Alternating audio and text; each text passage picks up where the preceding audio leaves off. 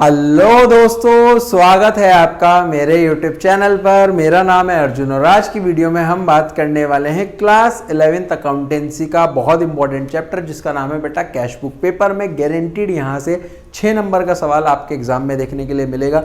तो चलिए फिर जल्दी से स्टार्ट करते हैं और वीडियो को लास्ट तक जरूर देखना।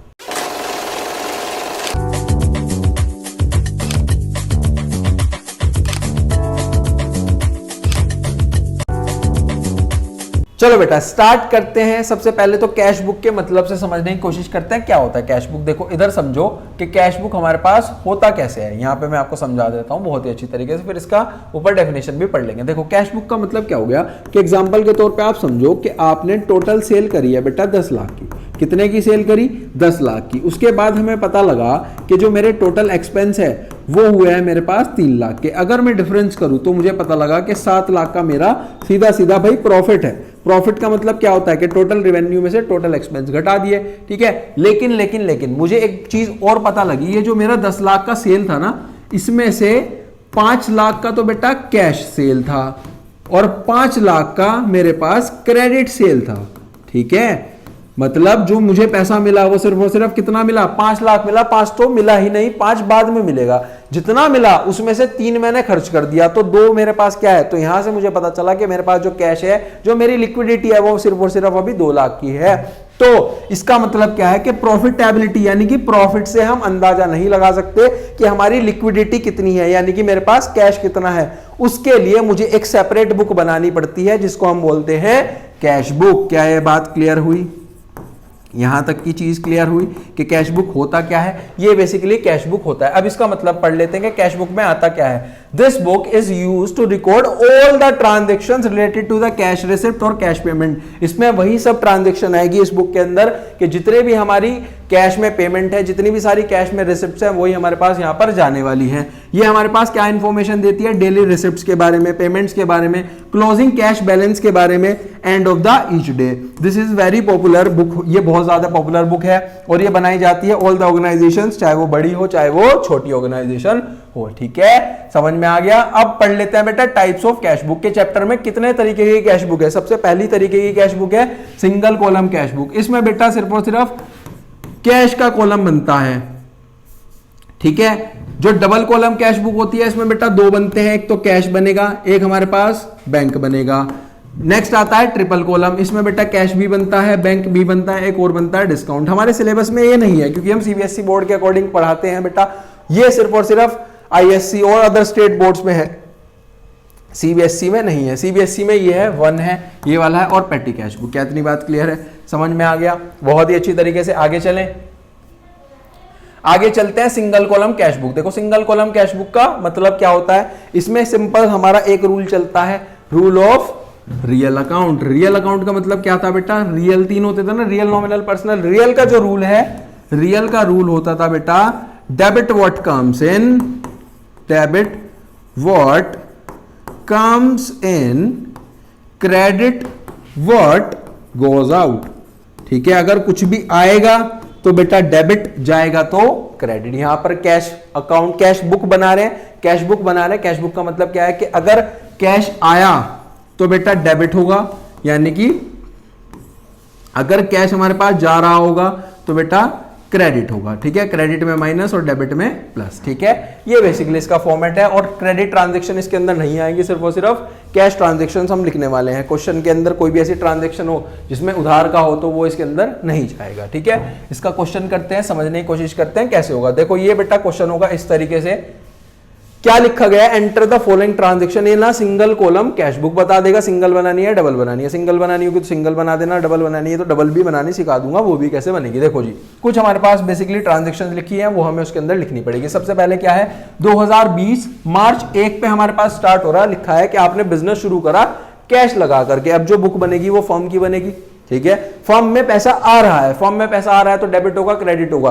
बेटा डेबिट होगा, भी बताया था, डेबिट में प्लस क्रेडिट में माइनस। ये बेसिकली हमारे पास इसका फॉर्मेट रहता है। इस तरीके से एंटायर हमारा फॉर्मेट रहने वाला है बेटा, जहां पर date, particulars, voucher number, LF, amount, ये हमारे पास हाफ पोर्शन है। इस तरीके से आप बना सकते हो अगर स्टार्टिंग से बनाना चाहोगे तो। इस तरीके से पहले लाइन ड्रॉ करना, ये हमारा टी शेप बन गया, इधर डेबिट लिखोगे, इधर क्रेडिट लिखोगे। अब इधर से बनाना शुरू करो, एक बनेगा अमाउंट का, फिर दो छोटे से कॉलम बनते हैं वाउचर और एलएफ के, फिर हमारे पास एक इधर डेट बन गया। इसी तरीके से अमाउंट, दो हमारे पास छोटे से कॉलम बने वाउचर और एलएफ के, ये हमारे पास पर्टिकुलर्स, ये हमारे पास अमाउंट। इस तरीके से हमारे पास पूरा पैटर्न बन जाता है। ऊपर नाम लिख लेना, इधर प्लस होगा और इधर माइनस होगा। दोबारा आ जाओ, इधर बेटा प्लस होगा और इधर हमारे पास माइनस होगा। इस तरीके से पूरा फॉर्मेट बनता है। सबसे पहले आप तारीख लिखो। तारीख बेटा दोनों तरफ हमें साल लिखना होता है। 2020 है ना, तो यहां पे मैं लिख रहा हूं 2020 और 2020। शुरुआत यहां से हुई है मार्च 1 से। मार्च 1 पे बिजनेस शुरू करा गया, कमेंस करा गया। कमेंस करते हैं तो क्या बनता है? बनता है हमारे पास 2 कैपिटल, क्योंकि कैपिटल लगेगी तो 2 कैपिटल के नाम से इधर आ जाएगा 2 कैपिटल अकाउंट। अमाउंट में आ जाएगा सीधा बेटा 20,000। क्या इतनी बात क्लियर है? इस तरीके से हमें पहली चीज हमने लिख ली। उसके बाद क्या है? Bought goods for cash. आपने कैश में सामान खरीदा 5,000 का सामान खरीदा है, तो पैसे के टर्म्स में देखो, पैसा आएगा या जाएगा? पैसा तो जाएगा ना बेटा, जा रहा है तो क्रेडिट में जाएगा, माइनस क्रेडिट में होता है जब। और किस नाम से लिखेंगे? आपने सामान खरीदा, सामान खरीदा है तो पता नहीं कौन सा सामान खरीदा, क्या खरीदा, तो परचेजेस शब्द आ जाता है, खर्चा हुआ है ना, तो बाय परचेजेस। इधर जितनी भी चीजें लिखी जाती है वो 2 से लिखी जाती है, इधर जितनी भी चीजें लिखी जाएंगी वो बाय से लिखी जाएंगी। तारीख देख लेते हैं इसकी। इसकी जो डेट है वो है बेटा हमारे पास यहां पर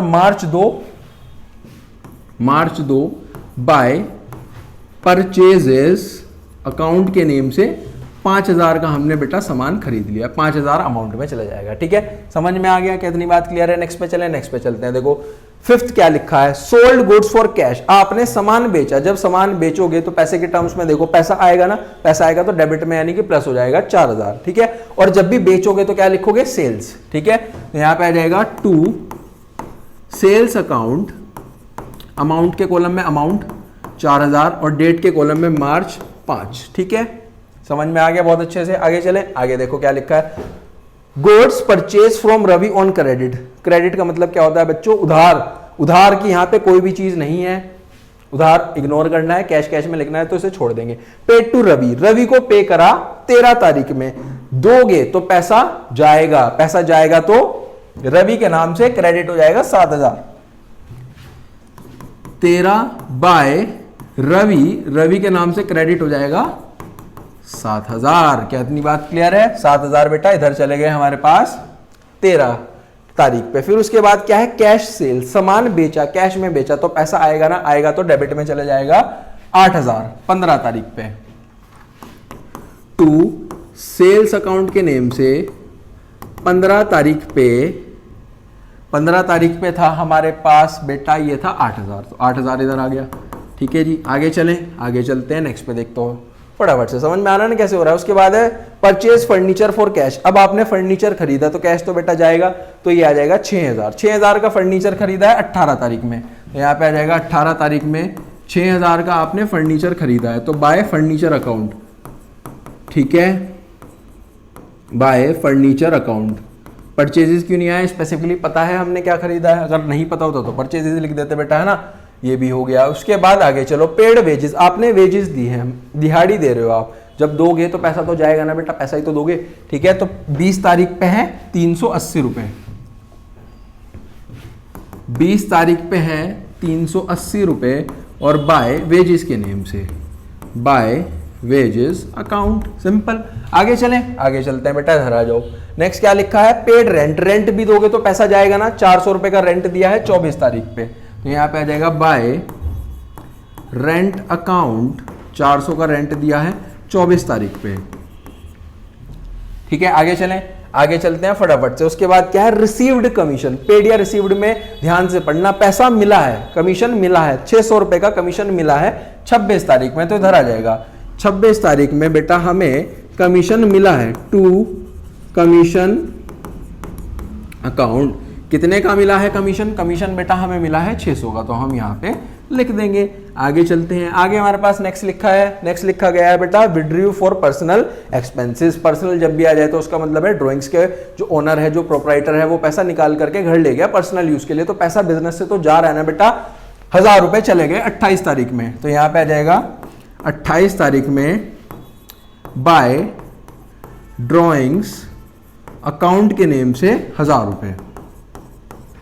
कितनी बात क्लियर है? आगे चलें, फटाफट से आगे चलते हैं। देखो उसके बाद क्या लिखा है, पेड सैलरी, आपने सैलरी दी है, सैलरी दी है, पैसा आएगा या जाएगा? पैसा बेटा जाएगा, 900 रुपए का पैसा जा रहा है सैलरी के नाम से 31 तारीख पे, तो यहां पे आएगा बाय 31 बाय सैलरी के नाम से 900, 900 कितना आ गया बेटा? 900 हमारे पास यहां पर आ गया है। ठीक है, फाइनली सारी चीजें हमने लिख ली है। अब हमें क्या करना है बेटा? अब हमें यहां पर चेक करना पड़ेगा कि बैलेंस हमारा कितना आ रहा है। बैलेंस बेसिकली हमें चेक करना होता है। देखो हम क्या करेंगे, चेक करेंगे कौन सी वाली साइड ज्यादा है। इधर वाली साइड हमारी ज्यादा बैठ रही है ना, इधर का बेटा टोटल कर लो। यहां पे कर लेते हैं नीचे, इसको थोड़ा सा एक्सटेंड करोगे और नीचे हम टोटल कर लेंगे ना, थोड़ा सा इसको नीचे की तरफ ऐसे एक्सटेंड कर लेंगे। ठीक है, और यहीं पे अपना टोटल कर लेते हैं। थोड़ा सा स्पेस कम रह गया, कोई दिक्कत वाली बात नहीं है, नीचे हमने एक्सटेंड कर लिया।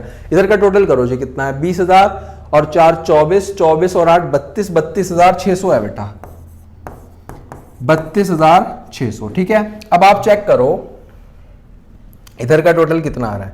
इधर का टोटल चेक करते हैं। देखो जी, इधर का टोटल है हमारे पास, ये हो गया 7 और 5 12, 12 और 6 18, 18 और 1 19, 19,900 में आप जोड़ दो बेसिकली 780।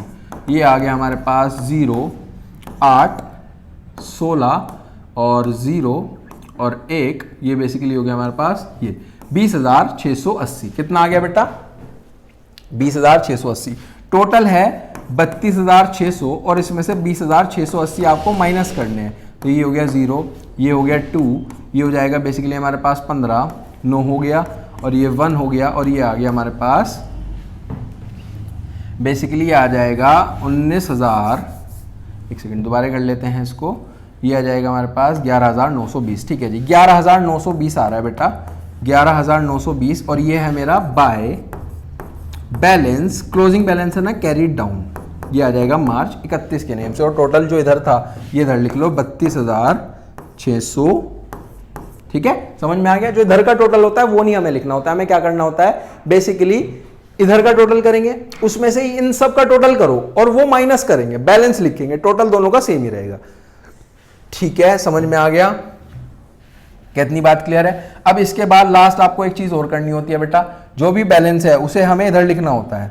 बैलेंस को बेसिकली हमें दूसरी तरफ लिखना होता है, यहां पे लिखेंगे, थोड़ा सा नीचे कर लेंगे इसको, और यहां पे हमें लिखना होता है जो इधर का बीडी, जो इधर का कैरी डाउन होगा बेटा वो इधर आके ब्रोड डाउन हो जाएगा, तो इधर आ जाएगा नेक्स्ट मंथ की पहली तारीख, यानी कि 2021 अप्रैल 1, ये हो जाएगा 2 बैलेंस बीडी के नेम से, ये हो जाएगा 11,920।